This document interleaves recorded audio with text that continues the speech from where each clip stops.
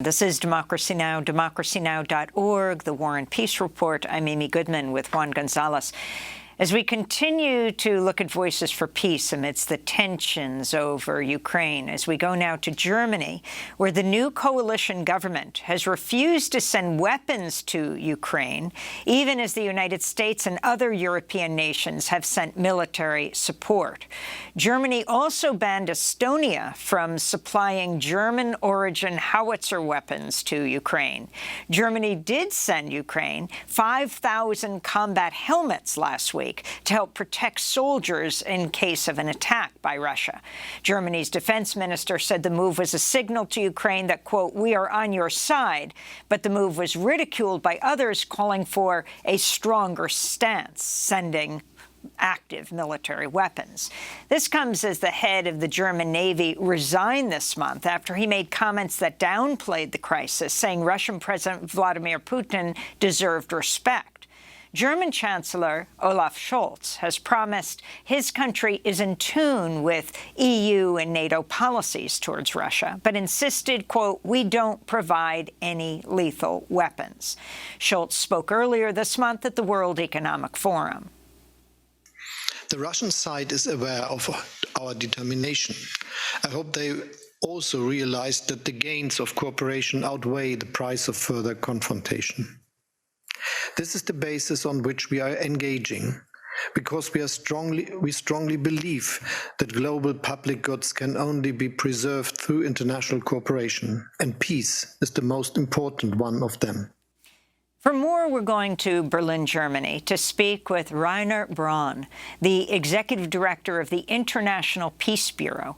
He's a German peace activist, an historian, and author who's campaigned against the U.S. air base in Ramstein and against NATO. Also with us in Belgium, where NATO is based, is Ludo de Brabander, spokesperson for a peace organization based in Belgium, which works with the global coalition No to War, No to NATO, which organizes an annual NATO counter summit. We welcome you both to Democracy Now! Reiner Braun, let's begin with you. You know, we're looking now at a post-Angela Merkel Germany at this moment in time, with this escalation of militarism towards Russia in regards to Ukraine. Talk about the German peace movement and where it stands right now, and what this new government is about, which is in coalition with the Greens. You know, the new German government has two parties which are totally anti-Russian parties. These are the Greens and the Liberals. And both are trying to push the German politics more against aggressive behavior to Russia. This includes a no to the pipeline. This includes the stop of sending military equipment to Ukraine.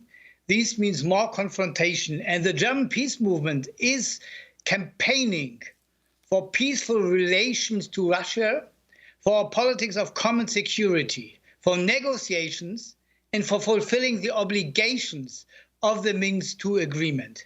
For us, the Minsk II agreement, which first said we need a new constitution in Ukraine, which make the country much more federal. We need negotiations between the two parts of Ukraine. We need elections in the Ukraine, and then come also to a new border control, is the key point for a peaceful solution of the conflict. And the Ukrainian government is doing the opposite of this. They're always trying to put more troops, more weapons to the borders, more maneuvers.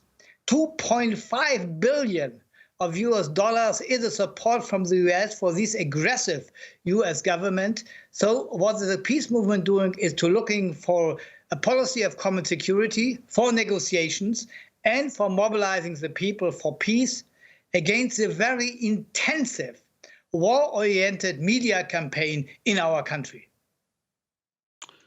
And I'd like to ask you, Reiner Braun, in terms that you mentioned the Minsk II agreement. To what degree is that agreement basically a threat to the hegemony of the United States, seeing as it was Europe trying to solve its own problems?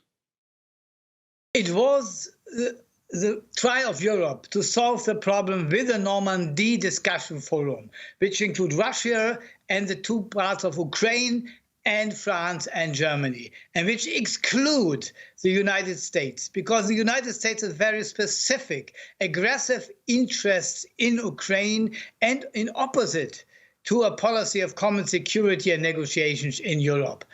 Russia was always trying to negotiate with the Europeans. And it is one of the biggest mistakes of the European countries to deny these negotiations and go to the support of the US confrontation of politics.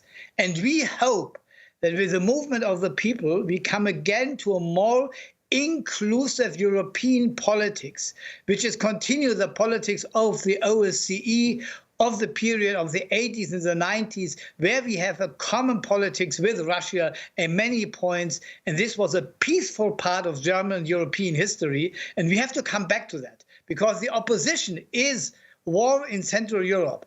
Can you imagine what a war in Central Europe, with the high technology development of all this, means? This means the destroyment of Central Europe. And I cannot imagine that this war will be, in the end, working without nuclear weapons. And this means really the end of Europe. So the key point is, are we coming back to a more peaceful European politics, or are we coming together in supporting the US confrontational politics to more aggressions and more war-oriented against Ukraine and against Russia?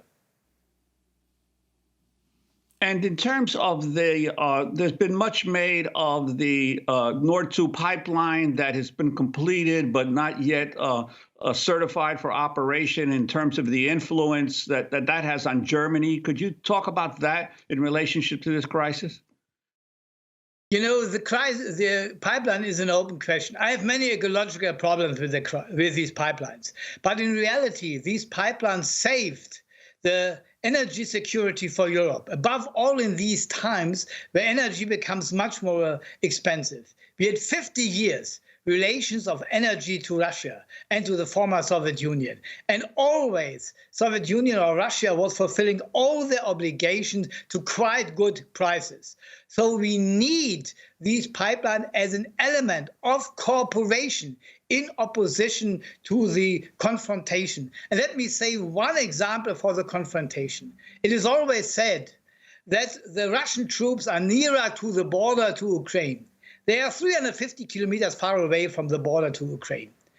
But the NATO troops, including German troops, including US, Canada, and British troops, they are 150 kilometers far away from St. Petersburg, a historical city of Russia.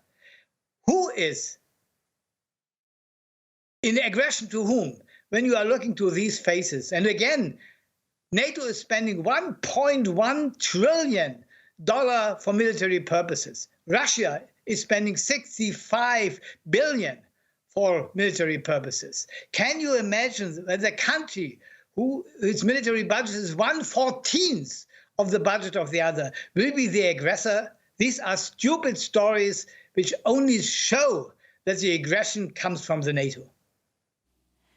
Reiner Braun, if you could talk about the assessment that the U.S. analysts and the corporate media often give of this post-Merkel government. They're just trying to get their feet on the ground. They're very wishy-washy, but they'll get it together. And finally, they will join with the United States. They've been very wishy-washy until this point. Would you assess them in that way? Or would you say they're taking a completely different approach because they don't want to send active military weapons to or be involved with a real military incursion? You know, in reality, all these countries are a part of NATO. And the NATO enlargement is the background of the crisis and the aggressions of the Western countries to the east. So there are definitely differences between the US and the European countries. But there are many common points. And one main common point is that they want to include the Ukraine in the Western system, on the European Union level and also on the NATO level. And these are the geostrategic reasons, geostrategic arguments and facts Ukraine is a very important part in the whole Eurasia game. Who are the main influence in Eurasia? Brzezinski was writing, who has Ukraine under control is on one side controlling the way between Europe and Asia, and on the other side is weakening Russia. And there's a common interest of the US and Europeans. That is to weaken Russia and not to accept the Russian military and the Russian national interests. And that is the background of these deep, deep crises. So there are differences, but there are also many common points between the US and Europeans.